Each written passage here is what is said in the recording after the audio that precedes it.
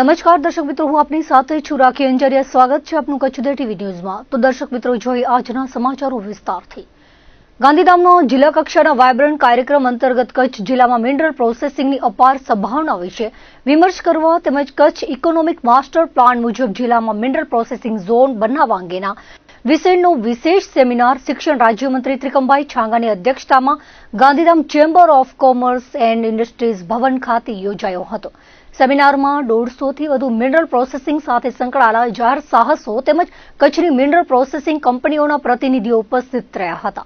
સેમિનારનું આયોજન ગુજરાત રાજ્ય institution for transformation GMDC Gandhidham chamber of commerce અને જિલ્લા વહીવટી તંત્રના સંયુક્ત ઉપક્રમે કરવામાં આવ્યું હતું. શિક્ષણ રાજ્યમંત્રી ત્રિકમભાઈ છાંગાએ જણાવ્યું હતું કે કચ્છ અને ગુજરાતની આર્થિક અને સામાજિક પ્રગતિ પાછળ એક મુખ્ય કારણ ઉદ્યોગોનો વિકાસ છે. ભૂતકાળમાં અનેક આપદાઓનો સામનો કર્યો છે, એવા આપણા કચ્છ જિલ્લાએ આજે ઔદ્યોગિક વિકાસમાં કાઠું કાઢ્યું છે. રાજ્યમંત્રીએ કચ્છને એક વિશેષ પ્રદેશ ગણાવીને માળખાકીય સુવિધાઓ તેમજ આંતરરાષ્ટ્રીય કક્ષાના ઇન્ફ્રાસ્ટ્રક્ચર માટે વડાપ્રધાનનો આભાર વ્યક્ત કર્યો હતો. જિલ્લામાં અનેક ખનિજ સંપદાઓ આવેલી છે અને તેના પ્રોસેસિંગની લઈને વિવિધ ઇન્ડસ્ટ્રીઝ આગળ આવે તેમ અનુરોધ કરીને રાજ્યમંત્રીએ જણાવ્યું હતું કે આજે દેશ અને દુનિયાને જરૂરી છે તે તમામ પ્રકારના ખનિજો કચ્છના પેટાળમાં ઉપલબ્ધ છે. ઉદ્યોગકારો ફક્ત વ્યવસાય જ નહીં પણ સમાજ નિર્માણના કાર્યમાં મોટી ભૂમિકા અદા કરે છે. કચ્છમાં GMDC સહિતના ઉદ્યોગોથી લોકજીવનમાં આમૂલ પરિવર્તન આવ્યું છે. માત્ર કચ્છ જ નહીં, અન્ય રાજ્યોમાંથી લોકો આવીને કચ્છના શહેરોમાં શાંતિથી વસવાટ કરીને રાષ્ટ્ર નિર્માણમાં ભાગીદાર બની રહ્યા છે. કચ્છમાં મિનરલ પ્રોસેસિંગની અપાર સંભાવનાઓ છે. ઉદ્યોગોએ મિનરલ પ્રોસેસિંગ સેક્ટરમાં આગળ આવવું પડશે. રાજ્ય સરકાર ઉદ્યોગો માટે તમામ માળખાકીય સુવિધાઓનું નિર્માણ કરી રહી છે. તેઓએ જિલ્લાની અપાર ખનિજ સંપદાઓને ઓળખીને કચ્છને મિનરલ પ્રોસેસિંગનું હબ બનાવવા અપીલ કરી હતી. કચ્છ માટે રાજ્ય સરકારની ગુજરાત રાજ્ય ઇન્સ્ટિટ્યુશન ફોર ટ્રાન્સફોર્મેશન દ્વારા તૈયાર કરાયેલા કચ્છ ઇકોનોમિક માસ્ટર પ્લાન અંગે વિસ્તૃત પ્રેઝન્ટેશન સનદી અધિકારી સ્તુતિ ચારણ દ્વારા આપવામાં આવ્યું હતું. તેમણે કચ્છ જિલ્લામાં agri food processing, port, fisheries, green hydrogen વગેરે ક્ષેત્રોના આયોજનબદ્ધ રીતે વિકાસ અંગે માહિતી સૌને પૂરી પાડી હતી. પ્રાસંગિક પ્રવચન કરતા GMDCના સિનિયર જનરલ મેનેજર AK માકડિયાએ જણાવ્યું હતું કે કચ્છ જિલ્લામાં મિનરલ પ્રોસેસિંગના ક્ષેત્રમાં અનેક તકો રહેલી છે.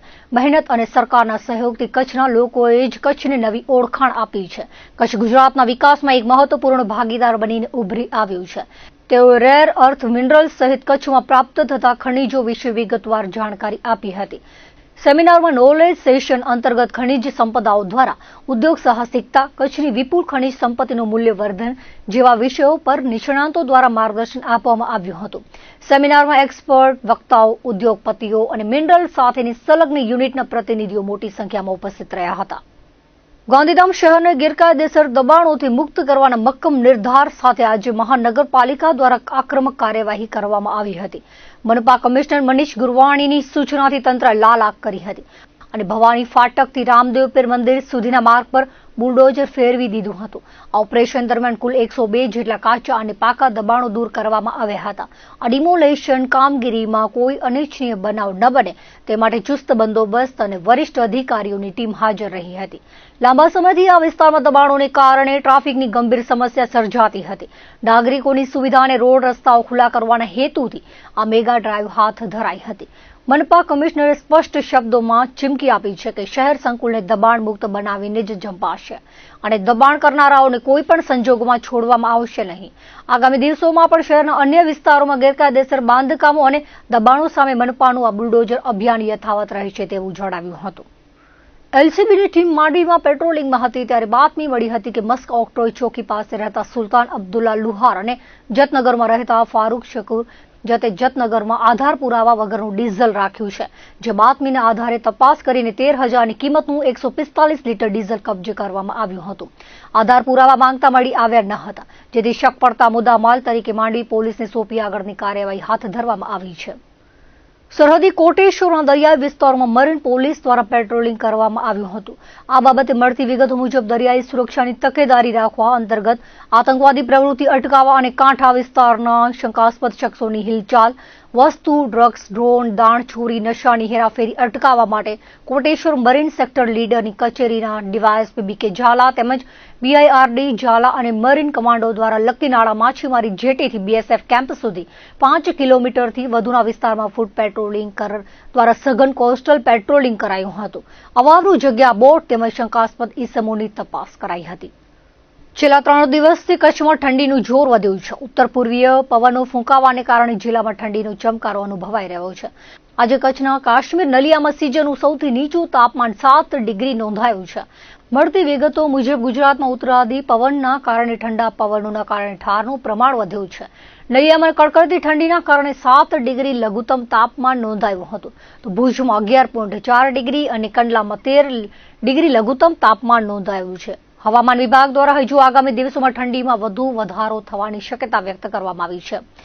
શિયાળાની ઠંડી વધતા લોકો ઠૂંઠવાઈ રહ્યા છે. ઠંડીથી બચવા માટે લોકો તાપણાનો સહારો લઈ રહ્યા છે.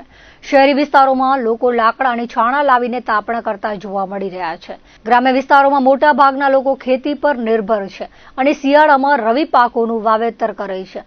ઠંડીના કારણે બપોર પછી ખેતરે જતા લોકો પણ સાંજ પડતા જ ઘરે પરત ફરે છે.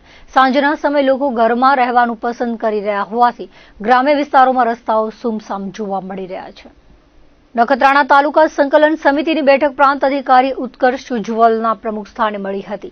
બેઠકમાં નગરપાલિકાને લગતા ઢગલાબંધ પ્રશ્નો છવાયા હતા. નગરમાં 3 દિવસથી ગટર સમસ્યા વિકરાળ રૂપ ધારણ કર્યું છે. મેઇન બજાર તેમજ વિરાણી રોડ પાસે સતત ગટરના ગંદા પાણી વહી રહ્યા છે. તેનો તાકીદે નિવેડો લાવવા, ટ્રાફિકની સમસ્યા દૂર કરવા ઉપરાંત ટ્રાફિકને લગતા દબાણો, હાથલારી અને નાના મોટા દબાણો વહીવટી તંત્ર દ્વારા દૂર થશે અને રિક્ષા દ્વારા જાણ કરાશે. ઉપરાંત નાના ધંધાર્થીઓને વૈકલ્પિક વ્યવસ્થા ગોઠવવા પર ચર્ચા થઈ હતી. નગરમાં રોડ લાઇટ ન હોતા તેને તાકીદે રિપેર કરી ઉજાસ પથરાય. 2021ની ટેકનિકલ સમરસ ગ્રામ પંચાયતોની ગ્રાન્ટો તાકીદે ગ્રામ પંચાયતને મળે. નખત્રાણા તાલુકામાં દારૂ છૂટથી મળે છે અને દારૂ પીતા લોકો સામે પણ પોલીસ દ્વારા કડક કાર્યવાહી કરવા. તાલુકામાં ખનીજ ચોરી બેકાબુ બની છે, તેની સામે કડક કાર્યવાહી થાય. ગૌચરની જમીન માપણી, મંગવાણા ગામના નનામા ડુંગરને યાત્રાધામમાં સમાવેશ કરવા. તાલુકામાં વીજ દાંડિયા સહિત PGBCLને લગતા અનેક પ્રશ્નો ઉઠ્યા હતા. તાલુકામાં ગામ તળ નીમ ન થયા, તે ઉપરાંત નિરોણા ગામે પુલિયો ધરાશાયી થયો છે, ત્યાં વાહન વ્યવહાર સહિતના પ્રશ્નો ઉઠ્યા હતા. બેઠકમાં ધારાસભ્ય એટીવીટીના સભ્યો, મામલતદાર, TDO, ડીવાયએસપી, PI સહિત અન્ય સરકારી કચેરીના અધિકારી પ્રતિનિધિઓ ઉપસ્થિત રહ્યા હતા. નખત્રાણા તાલુકાનો પ્રજાસત્તાક પર્વ કોટડા રોહા ખાતે યોજાશે. પ્રાંત અધિકારીના અધ્યક્ષ સ્થાને મળેલી બેઠકમાં આ નિર્ણય લેવાયો હતો. ગામમાં સ્વચ્છતા ઝુંબેશ, સાંસ્કૃતિક કાર્યક્રમ, પરેડ સહિતના કાર્યક્રમ યોજાશે. વર્ષ 2026ના પ્રથમ શનિવારે મુન્દ્રા પ્રાંતની અધ્યક્ષતામાં સંકલન બેઠક યોજાઈ હતી, જેમાં ટ્રાફિક, વીજ તંત્ર, કૃષિને લગતા પ્રશ્નો ચર્ચાયા હતા. પ્રાંત કચેરી મધ્યે માંડવી મુન્દ્રા વિસ્તારના પ્રાંત અધિકારી ભગીરથસિંહ ઝાલાની અધ્યક્ષતામાં સંકલનની બેઠક યોજાઈ હતી, જેમાં મુન્દ્રા બારોઈ સુધરાઈ પ્રમુખ રચનાબેન જોશીએ શહેરના જરામસર તળાવથી આદર્શ ટાવર સુધી ટ્રાફિકના પ્રશ્ન અંગે રજૂઆત કરી હતી. ડાક બંગલાથી RD સ્કૂલ સુધી ભારે વાહનો પસાર થઈ રહ્યા છે, જે જોખમકારક સાબિત થઈ શકે છે. એટીવીટીના સભ્ય જિગ્નેશ હુંબલે મોખાથી વડાલા ફુલેશ્વર રોડ બનાવવા રજૂઆત કરી હતી. લફરા ગામમાંથી હેવી વીજ લાઇન પસાર થાય છે, તેને અન્યત્ર ખસેડવા રજૂઆત કરી હતી. કમોસમી વરસાદમાં તાલુકાના ખેડૂતોને ભારે નુકસાની થઈ છે, તેને યોગ્ય વળતર આપવા રજૂઆત થઈ હતી. બેઠકમાં પ્રાગપર રોડ બ્રિજ પાસે નજીકમાં રસ્તાનું કામ ચાલુ છે. ખાનગી કંપની તરફ હજારો વાહનો પસાર થતા હોવાથી અહીં પોલીસ વિભાગનો ટ્રાફિક પોઈન્ટ નીમવા પેટ્રોલિંગ વધારવા રજૂઆત કરાઈ હતી. બેઠકમાં મામલતદાર Kalpanaben Gondiya, TDO Anil Trivedi, Mundra PI Rakesh Thummar, Pragpar PSI VN Chavda, ST depot manager Vishal Gargusai તેમજ અધિકારીઓ ઉપસ્થિત રહ્યા હતા. આજરોજ મુન્દ્રા તાલુકાની સંકલન બેઠક મળી હતી, જેમાં માનનીય નગરપાલિકા પ્રમુખશ્રી હાજર રહ્યા હતા તથા વિવિધ અધિકારીઓ પણ હાજર રહ્યા હતા. પ્રશ્નમાં મુખ્ય મુન્દ્રા શહેરમાં જયરામસર તળાવ પાસે ટ્રાફિકનો પ્રશ્ન હતો, એ રજૂ માનનીય નગરપાલિકા પ્રમુખશ્રી દ્વારા થયો હતો. એના સિવાય ગ્રામ્ય વિસ્તારના પ્રશ્નોમાં મોખાથી વડાલા રોડ, મોખા નદીનો પુલ, બગડાથી ફુલેશ્વર રોડ વગેરે માર્ગ મકાન વ્યવહારના રોડ બાબતની રજૂઆતો થઈ હતી અને અધિકારીશ્રી દ્વારા યોગ્ય પ્રત્યુત્તર પાઠવવામાં આવ્યો હતો અને કામો ઝડપથી શરૂ થાય એ બાબતે સુનિશ્ચિત કરવામાં આવ્યું હતું.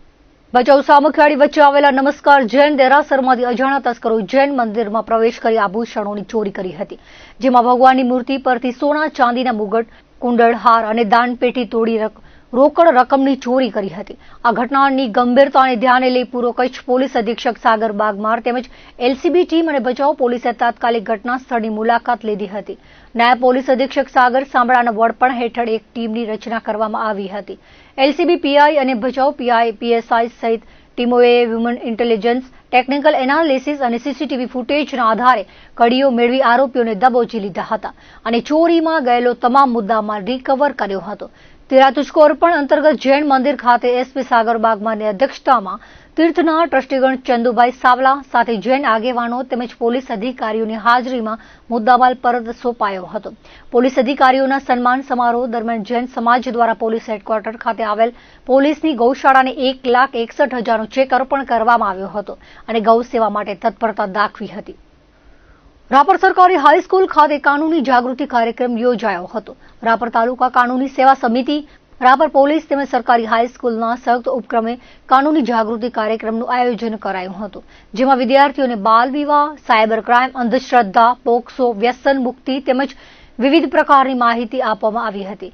આ અંગે આચાર્ય એચ.કે. વાજાએ જણાવ્યું હતું કે રાપર સરકારી હાઈસ્કૂલના 450થી વધારે વિદ્યાર્થીઓને તાલુકા કાનૂની સેવા સમિતિ રાપર અને રાપર પોલીસ સ્ટેશન કાનૂની માર્ગદર્શન શિબિર યોજાઈ હતી, જેમાં સરકારી હાઈસ્કૂલનો સ્ટાફ અને ધોરણ 9 થી 12ના વિદ્યાર્થી જોડાયા હતા. જિલ્લા શિક્ષણ અધિકારી કચેરી ભુજ, માન્ય ડીઓ સાહેબ સંજયભાઈ પરમાર સાહેબ, રાપરના પીઆઈ શ્રી જેબી બુબડિયા સાહેબ અને રાપર સિવિલ કોર્ટના જજ શ્રી એમ પાટડિયા સાહેબ અને કેએમ ગઢવી સાહેબના માર્ગદર્શન નીચે આજરોજ અમારી સરકારી ઉચ્ચતર માધ્યમિક શાળા રાપર ખાતે વિદ્યાર્થીઓમાં કાનૂની બાબતોમાં જાગૃતતા કેળવાય, બાળ લગ્ન, અંધશ્રદ્ધાઓ, કુરિવાજો દૂર થાય અને વિદ્યાર્થીઓમાં કોઈ પણ પ્રકારના કાનૂનમાંના સંઘર્ષમાં ન આવે અને સાયબર ક્રાઇમ કઈ રીતે અટકાવી શકાય,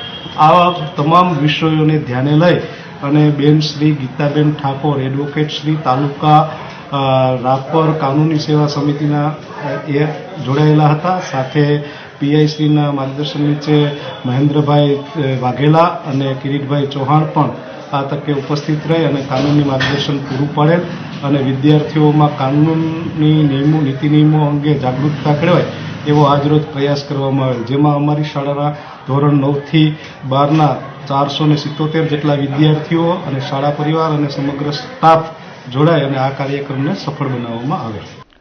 ભુજ નગરપાલિકા દ્વારા શહેરની સાફ સફાઈ અને વિકાસ કાર્યોને વધુ વેગવંત બનાવવા માટે એક મહત્વપૂર્ણ ડગલું ભરવામાં આવ્યું છે. સ્વચ્છ ભારત મિશન હેઠળ ભુજ નગરપાલિકાને પોતાનું નવું જેસીબી મશીન પ્રાપ્ત થયું છે. આ જેસીબીનું લોકાર્પણ નગરપાલિકા અધ્યક્ષ રશ્મિબેન સોલંકીના હસ્તે કરાયું હતું. આ અંગે માહિતી આપતા નગરપાલિકાના પ્રમુખ રશ્મિબેન સોલંકીએ જણાવ્યું હતું કે શહેરમાં દૈનિક ધોરણે બેકહો લોડર એટલે કે જેસીબી મશીનની ખૂબ જ જરૂરિયાત રહેતી હતી. અત્યાર સુધી પાલિકાએ ખાનગી મશીનો ભાડે રાખીને કામગીરી કરવી પડતી હતી, પરંતુ હવે પોતાની માલિકીનું મશીન આવતા કામગીરી વધુ સરળ અને ઝડપી બનશે.